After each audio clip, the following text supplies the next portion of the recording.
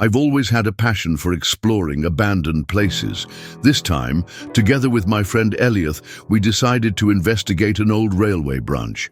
We took a basketball to play a little, reliving the tradition of the old railway employees who used this space on their days off. The path there was shrouded in mist, which added an air of mystery to our adventure. As we approached, the distant sound of our footsteps on the gravel mixed with the whisper of the wind, creating an almost spectral soundtrack to our journey. Arriving at the site, the first view of the abandoned branch line was impressive. Rusty tracks stretched as far as the eye could see, cutting through a landscape of tall grass and wild bushes. The metal structures of the lampposts, now corroded by time, stood like forgotten sentinels along the path. Elliot pointed to the old train station in the distance, its worn walls painted with the art of graffiti artists who had passed by, each work telling its own silent story. As we explored, we couldn't help but feel as if every piece of the place was saturated with the memories of those who passed through there. Before we started our game, we took a moment to absorb the atmosphere of the place. The silence was almost palpable, broken only by the occasional sound of a bird or the distant bark of a dog. It was easy to imagine the hustle and bustle that the place had already seen, contrasting sharply with the stillness that now dominated it. We then decided to start our game, trying for a few moments to bring the old railway branch back to life with the echo of the basketball on the concrete floor. As we played, one of my throws deflected and rolled away, across the open space and coming to rest near an old, rusty freight car that seemed to have appeared out of nowhere. Curiosity led me there, attracted by the mystery that surrounded it. The sound of the ball bouncing irregularly on the uneven terrain felt like a call, guiding me through the dense vegetation that was beginning to take over the trails. As I approached, the image of the wagon became clearer. Its peeling paint and signs of rust told stories of many winters endured. The carriage door was ajar, inviting any soul brave or foolish enough to discover its secrets.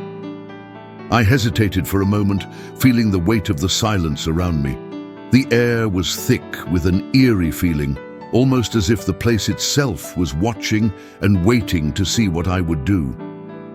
Pushing caution aside, I picked up the ball and headed into the shadowy interior of the train car, my eyes lingering on every shadow, every dark corner that could hide more than simple rust. Inside the carriage, the air was cold and smelled of metal and rotting wood. The sunlight, weak and distant, could barely penetrate the darkness, casting only narrow beams that illuminated dust motes dancing in the air. My heart pounded as I walked forward, each step echoing in the hollow metal beneath me. In the background, something glowed faintly in the flickering light, drawing my attention deeper into the carriage. When I reached the shining object, I discovered, covered by a worn canvas, something that looked like an antique trunk. Curiosity overcame any trace of fear, and with shaking hands, I removed the tarp. The chest was dark wood, with deep, intricate carvings that seemed to tell its own mysterious story. Carefully opening it, I found inside several old photographs and documents yellowed with age, each in piece appearing to be a fragment of a long-forgotten past, now disturbingly brought to light. As I approached, a man in an old railway uniform emerged from the carriage. At first, he seemed just a shadow of the past, a lonely figure trapped in time. The dim light of the afternoon illuminated his face marked by time, highlighting the deep wrinkles that traced stories of years perhaps best forgotten. His eyes, although dark, shone with an intensity that seemed to pierce the very soul. He watched me with a disturbing calm, as if he already knew I was coming long before I knew it myself. "Good afternoon, young man," he said in a voice that seemed to carry the weight of many ages. "You have found your way to this old reliquary of memories and iron." His speech was slow, and each word was carefully pronounced, as if he chose each syllable to maximize its effect. The way he moved and spoke was mesmerizing, almost theatrical, and each gesture seemed deliberately calculated to tell one story, or perhaps to hide another. Without waiting for my response, he began walking back into the shadowy interior of the carriage, a gesture that seemed like an invitation, or perhaps a trap. Hesitation trapped me for a moment on the threshold between daylight and darkness inside the carriage. However, driven by the curiosity that had brought me there, I followed in his footsteps, entering a space that seemed as out of time as the man who inhabited it. Inside, the carriage was a time capsule, filled with objects that appeared to have been collected over decades. Each item, from old train lanterns to dusty hats and faded maps, was meticulously organized, as if they were part of a private museum. The man moved among these artifacts with reverence, touching each one as if it were a treasure. "These are the remnants of a lost era," he explained, "and each has a story to tell, just like you and me." The man invited me into the carriage to show him something unbelievable. I felt a mixture of curiosity and fear, but I decided to go in. Elliot, on the other hand, felt a bad vibe and decided to return to the throwing space, leaving me alone with the stranger. As I entered the narrow corridor of the carriage, the daylight seemed to disappear completely, swallowed by the darkness that thickened in front of me. The air was saturated with a metallic smell, mixed with the odor of old wood, and my every step resonated with a surprisingly loud echo in the silence that surrounded us. The man continued to walk ahead, confident and familiar with the path, while I struggled to maintain the pace and my courage.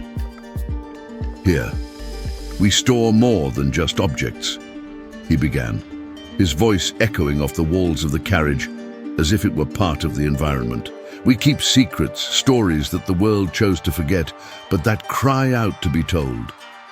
These words sent shivers down my spine, enhancing the feeling that I was venturing far beyond a simple exploration of an abandoned place. Finally, he stopped in front of a heavy, time-worn curtain that separated the space we were in from what he was eager to show me. With a theatrical gesture, he pulled the curtain aside, revealing a scene that froze my heart. There it sat, in the dim light of a lamp hanging precariously above, an antique electric chair, every detail meticulously preserved, as if it was ready to be used at any moment. Around the chair, photographs and newspaper clippings covered the walls, creating a macabre mosaic of faces and headlines. "This is the place where justice was served, apart from the laws of men," he explained, a disturbing gleam in his eyes. "And now, you will be part of this story." Panic began to set in, the reality of my situation becoming clear. I was alone, trapped in a train car with a man whose intentions were anything but predictable. At that moment, all I wanted was to find a way out, a way back to the light of day and the safety of a world that until then seemed very far away. Inside the carriage, the man revealed an antique electric chair, surrounded by personal items that looked like trophies. He began to narrate how he exercised his own form of justice, judging those who, according to him, deserved it. The dim light flickered, casting dancing shadows over the macabre ensemble. Each trophy had a sinister story, and as he spoke, his hands caressed the objects with an intimacy that made the skin crawl. Stopped clocks, worn rings, and faded photographs of people with empty looks adorned the space, mute witnesses of fate sealed by the hand of this strange judge. "See, each of these belonged to a soul who faced final judgment in this very place," he said, pointing to the electric chair with a reverent gesture. His tone was one of pride, as if each trial was an act of God, a necessary purification.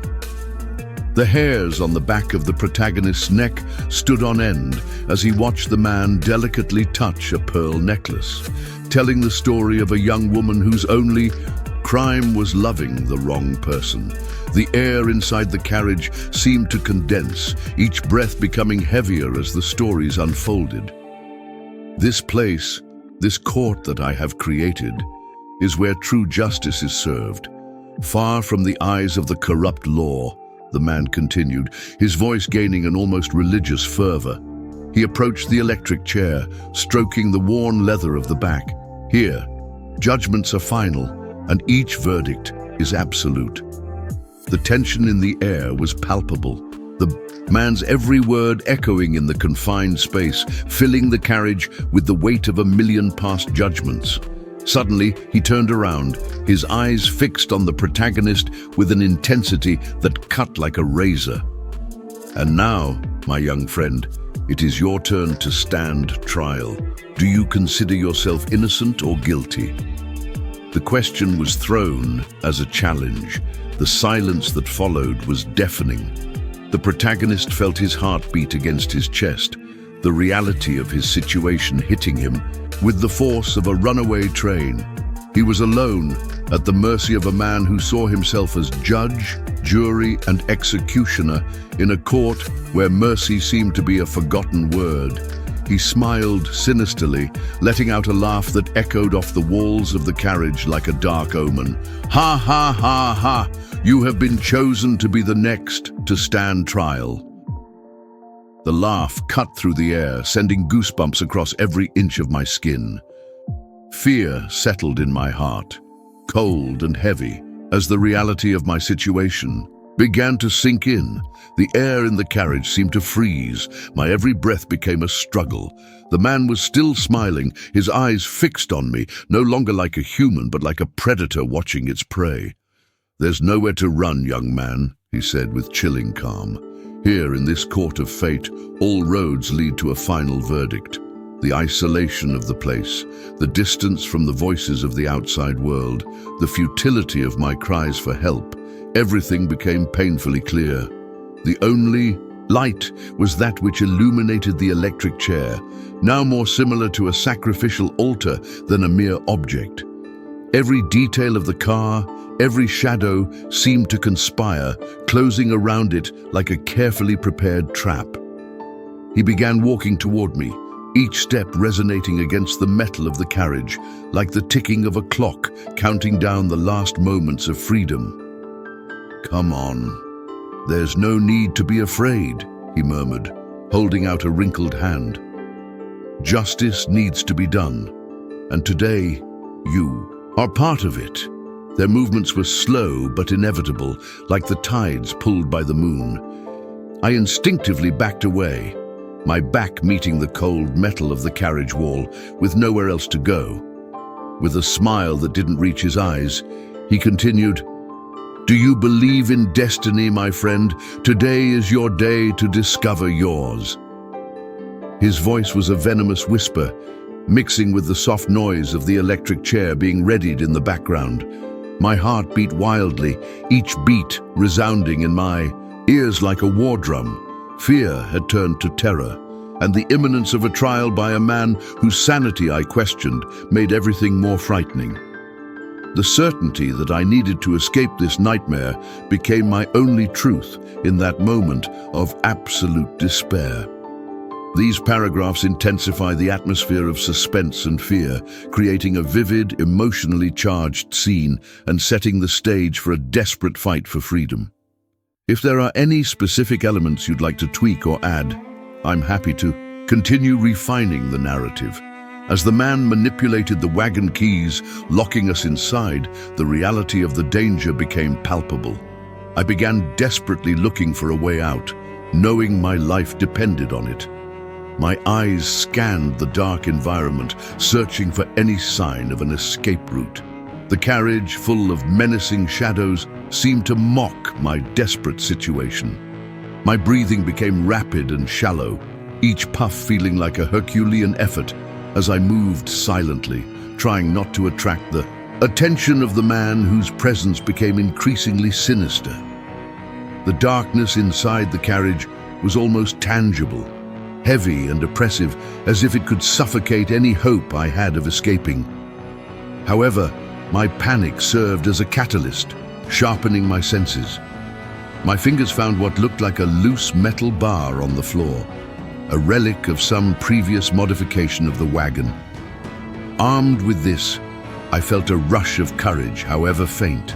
It was a chance, perhaps the only one, to defend myself or to force. An opening in some part of the carriage that might be weakened by age and rust. With the metal bar in hand, I cautiously approached the door we had entered through. The cold, hard metal in my hands gave me a feeling of power, albeit fragile, against the fate that seemed to be sealed. I tested the door's sturdiness by pushing and pulling at spots where the metal seemed most corroded. Each attempted movement produced a screeching sound that echoed in the confined space, increasing the tension with each passing second. Meanwhile, the man continued to prepare the electric chair, oblivious to my efforts or perhaps confident in the security of its locks. He muttered to himself, adjusting controls and levers with a familiarity that betrayed many previous uses. I couldn't let my chance to escape slip away. With one last look at the executioner, I concentrated all my strength and slammed the bar into the door joint. The metal screamed under the impact, and a small crack formed, a thread of external light invading the darkness, a sign of hope in the despair that surrounded me. At the last moment, noises outside the carriage caught the man's attention. Taking advantage of his distraction, I forced the door with all my strength. The sound of confused voices and footsteps outside was a welcome chaos, contrasting sharply with my captor's cool, calculated control. With each push, the crack in the door widened, allowing more light to penetrate the car's sepulchral darkness. The cool, night air, filled with the scent of wet grass and earth, seeped in, rekindling in me hope and determination to escape. As the man turned toward the source of the noises, his profile silhouetted against the dim light of the hanging lamp, I threw one last desperate push against the door. The metal gave way with a sharp creak, and suddenly it was open enough for me to step through. Without hesitation, I threw myself out of the carriage, stumbling on the rusty tracks as I ran as fast as my feet would carry me. Freedom was in sight, but the shadow of danger still cast itself long and dark behind me. The man's screams cut through the night as he noticed my escape. "Come back here!" he screamed, his voice a mix of fury and despair that resonated ominously among the abandoned carriages. I didn't dare look back. Every second was precious, and any hesitation could cost me my life. My lungs burned from the cold air, each breath a painful reminder of the terror I was running from. The sounds of my own footsteps pounded in my ears, synchronized with the rapid beats of my terrified heart. Finally, the light from a nearby street began to shine through the density of trees surrounding the railway spur. The contrast of artificial light with natural darkness intensified the surreal feeling of my escape. I could still hear the man's screams, now mixed with the sounds of other voices, perhaps curious people or passers-by alarmed by his screams. I didn't stop, not until I felt the asphalt beneath my feet and the city lights envelop me in the safety of their presence. Behind me, the shadowy world of the train car and its distorted judge disappeared into the night, like a bad nightmare that fades at dawn.